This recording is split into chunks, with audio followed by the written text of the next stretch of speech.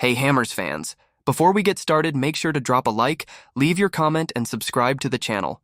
That way, you won't miss any West Ham news. Sadiq Khan's recent remarks landed like a thunderclap among West Ham supporters.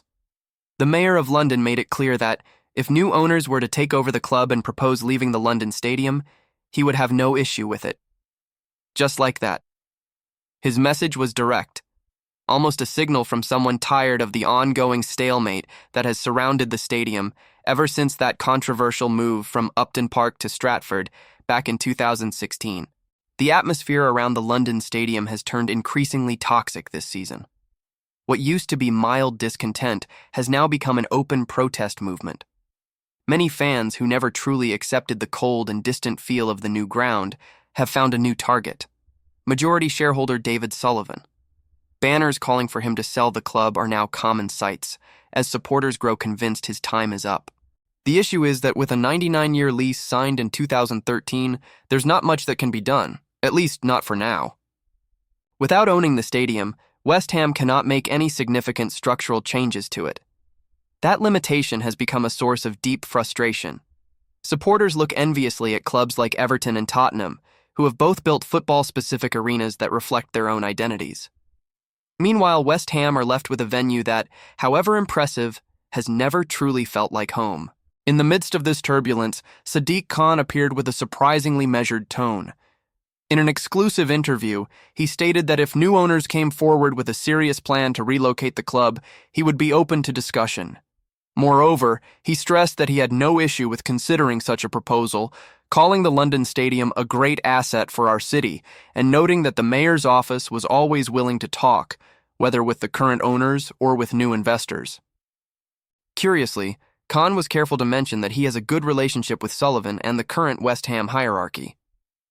Yet his overall message sounded neutral, even pragmatic. If new people arrived with a vision for the club, he would be ready to engage. Politically, it's a safe stance, a kind of let's wait and see from someone who knows how tense things have become around the club. The mayor also remarked that he's been hearing rumors about potential new owners for 9 years, ever since taking office, and that nothing has materialized. He added that he knows fans who enjoy their matchday experience at the stadium, but overall his tone was one of openness. For those close to West Ham, this was an implicit green light. If the project benefits London, the city won't stand in the way. And that sentiment reignites a debate that has lingered for nearly a decade, whether the club should remain in Stratford or move elsewhere. For now, there are no concrete plans. Khan confirmed that the contract with West Ham remains in place, and that there are no discussions about a change. Yet he repeated that, should new owners arrive, he would be happy to speak both with them and with the current management. It's a politically cautious position, one that keeps every door open. Meanwhile, tension inside the stadium continues to grow. The team sits deep in the relegation zone, with only 4 points from 9 Premier League matches. The recent 2-0 home defeat to Brentford was the final straw: boos, jeers, and a mass walkout before full time. Another protest is already planned, this time a sit-in after the match against Newcastle. The message from the terraces is clear: patience has run out. Ultimately, Sadiq Khan's remarks did something rare. They offered a glimmer of possibility in a bleak situation. He didn't promise change, but he didn't close the door either. And in a moment when the relationship between the club, its owners, and its stadium has never been more fractured, even the smallest sign of openness feels like hope, however distant it may still be. Before we carry on, don't forget to like, comment, and subscribe to our channel. This is really important because it strengthens the Claret and Blue family, making our West Ham bigger and stronger every day. When Sadiq Khan says he would have no problem speaking to new West Ham owners about a possible stadium move, he's not merely commenting on an administrative issue. He's opening a political window, one that could redefine the club's destiny and reshape the London Stadium's role within the city itself. His statement, calm and almost casual on the surface, carries a clear message. The mayor is ready to listen, and if the proposal benefits London, he won't stand in the way. It's important to remember that since West Ham left Upton Park, the relationship between club and stadium has never truly fit. The old ground was heart and sweat, the sort of place where fans felt part of something living. Stratford, by contrast, became a symbol of distance. The London Stadium is sleek and imposing, but sterile. Built for the 2012 Olympic Games and retrofitted for football, it has never captured the same spirit. The lack of ownership over their home has long frustrated supporters. They see Tottenham and Everton unveiling arenas purpose-built for football and can't help but feel left behind. The West Ham faithful look around and see themselves trapped in a structure that was never really theirs. Emotionally, the gap between team and supporters keeps widening. Then there's David Sullivan, the majority shareholder who has become the lightning rod for all that discontent. To many, he embodies the broken promises of the post-Upton Park era, pledges of growth and progress that never truly materialized. His insistence that the long-term lease was a financial masterstroke has worn thin. What once sounded prudent now feels hollow. The economic stability he offered came at the cost of emotional connection. Khan's words, therefore, are being read as something more than just diplomacy. By saying he's happy to talk if new owners come along, he effectively legitimizes the idea of change. He doesn't need to criticize Sullivan. The mere act of expressing openness to others does the talking for him. For fans desperate for renewal, this is the closest thing to hope they've heard in years. There's also a distinctly political layer to all of this. As mayor, Khan must balance public interest with the passions of the city's footballing communities. The London Stadium may not belong to West Ham, but the club is its beating heart. The reason the venue remains relevant beyond athletics or concerts. If the team were ever to leave, the site would need a new purpose, and that's precisely why Khan emphasizes its versatility. He's signaling that the city would adapt, that the stadium could continue to thrive even without the Hammers. That kind of pragmatism is typical of him. Khan prefers the language of inclusion to confrontation. Yet in this case, the context gives his comments emotional weight. Supporters interpret them as a quiet endorsement of their frustrations, a nod to the idea that the stadium issue can no longer be ignored. It's not about direct promises, it's about tone, and Khan's tone has shifted. And in truth, this might be what reignites the whole conversation about identity and belonging.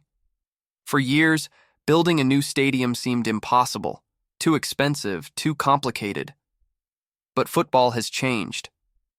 New investors with ambitious visions are constantly looking for clubs to reshape. Khan's openness suddenly makes West Ham look like an opportunity rather than a deadlock. In the middle of one of their bleakest seasons in years, a spark has been lit. The idea of fresh ownership and a possible new home is reviving something that felt lost, the dream of belonging again. And in a way, that's what Khan's words truly represent. Not a policy, but permission to hope. Before we carry on, don't forget to like, comment, and subscribe to our channel. This is really important because it strengthens the Claret and Blue family, making our West Ham bigger and stronger every day. There is something almost poetic and painful about the way West Ham lives with its stadium dilemma. On one side stands modernity, the global spectacle, the relentless pursuit of financial growth that defines Premier League football. On the other, there's tradition, memory, and belonging. The spirit of the East End that once filled Upton Park. The club tried to change its skin without changing its soul, and the soul, stubborn as ever, refused to move on. Since leaving Green Street in 2016, nothing has felt the same. The London Stadium has never captured the essence of West Ham, that raw, working-class energy that made the team feel like a reflection of its people. In Stratford, the echoes of the crowd feel distant, detached. For a club that prides itself on being the academy of football, that emotional gap cuts deep. Every defeat, every protest, seems to remind the fans that their true home was torn down. So when Sadiq Khan says he would be open to speaking with new owners about a potential move, he is not merely talking logistics. Whether he means to or not, he's touching the deepest nerve in West Ham's story. Because for so many supporters, the dream isn't just of a new stadium, it's of starting again. It's about recovering the sense of belonging, of identity, of pride in calling a place their own. Upton Park was a sanctuary. The terraces shook with every tackle, and applause rang out even in defeat. It smelled of history, of beer, of routine, the kind of place where every supporter knew every corner by heart. When the move to Stratford was announced, it came wrapped in promises of progress, of a modern and competitive West Ham. Yet what followed was emptiness, a gleaming shell with no heartbeat. Modernization is part of football, of course. Every major club eventually evolves. But the problem is when progress comes without spirit. The London Stadium is the perfect example of that. Beautiful, vast, but soulless. The physical distance between pitch and stands mirrors the emotional distance between club and fans. And Khan's recent words, though cautious, reopen that wound. Not maliciously, but by reviving a hope that perhaps one day West Ham might once again find a home that feels like theirs. The mayor never promised anything concrete. He simply said he was open to conversation. Yet in football, where emotion rules over reason, a phrase like that takes on a life of its own. Among fans, the dream of a new, smaller, louder, purpose-built ground is already spreading, a place that could restore the old West Ham spirit. Nothing is decided, but even the idea feels like fuel for the imagination. Still, there are those who fear what a move might mean for Stratford. The district has transformed since the Olympics and the club's arrival. Local businesses, transport links, tourism all revolve around the stadium. If West Ham were to leave, the void would be felt economically as much as emotionally. That's why Khan insists the site could continue to host athletics, concerts, even baseball. He's assuring the public that London doesn't depend solely on football, even if deep down everyone knows that without West Ham, the London Stadium loses its soul.